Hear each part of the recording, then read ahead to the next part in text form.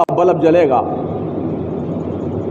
पंखे चलेंगे तो अल्लाह तेरी कब्र में गर्मियों में ठंडे का इंतजाम करेगा। लेकिन ऐसा गूंगा बहरा अपाहिज मुआशरा हमारा है, कुछ फिक्र नहीं है।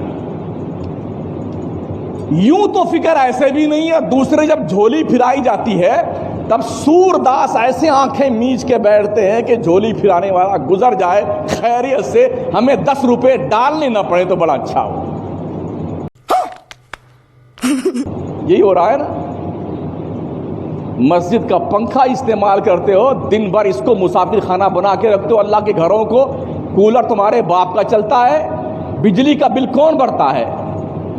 ठंडा पानी तुम्हारे लिए है, वजू के लिए पानी तुम्हारे लिए है, और जनाबे वाला बाथरूम तुम्हारे लिए है, ये सारी दरिया इंतजाम तुम्हारे लिए है। तो 15-20 रुपए तुम्हारी जेब से निकलते तुम्हें मौत आती है क्या? क्या हमारा दिमाग जो भेजा है ना वो सड़ गया है? बात सुनते सुनते कुछ समझ में नहीं आता हमारे। क्या बात है सर, क्या बात, ये बात है। अरे सर क्या बात है। पूछो ना कमेटी वालों से कितना बिल भरना पड़ता महीने में। एक एक आदमी एक एक कूलर चला के सोता जैसे इसके बाप की प्रॉपर्टी है, मस्जिद नहीं है ये। अगर हमने आज के बाद देख रहे धक्के मार के निकालेंगे उसको समझ नहीं आता इस बात को। हाँ, ये जो पिटा है ना, ये मेन्यू, ये मेरे जैसा दिखने वाला एक बंदा है, इसीलिए। समझ रहे हो? समझ रहे हो आप? सुबह फजर से लेके बेटे दोपहर 2 बजे तक सोते हैं मस्जिद में। जब एक पंखे में 5-7 आदमी सो सकते हैं, एक कूलर के सामने 8-10 आदमी आराम कर सकते हैं, तो अलग अलग कूलर चला के अलग अलग पंखे चला करके सोना तुम्हारे बाप की प्रॉपर्टी है मस्जिद। ओ भाई, मारो मुझे, मारो मारो मुझे, मारो मारो नहीं।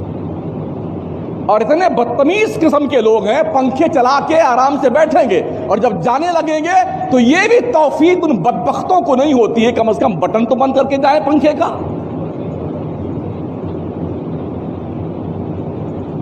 अरे मुसलमान हैं या ईंट पत्थर हैं आप?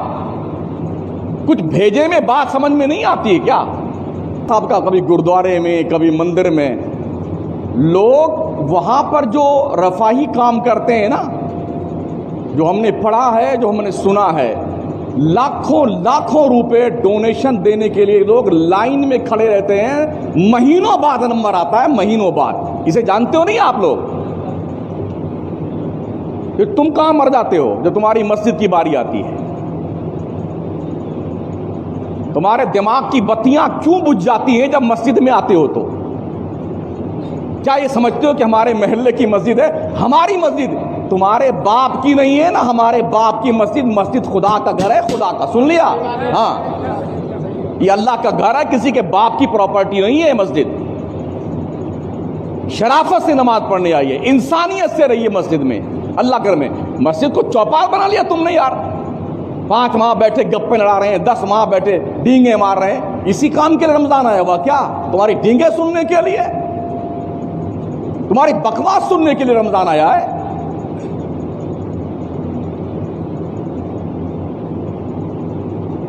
ये सारे काम मुसलमान करते थे, रिफाई काम। आज दुनिया इस काम को कर रही है। आप बहुत अफसोस से लग रहे हैं, क्या कहना चाहेंगे?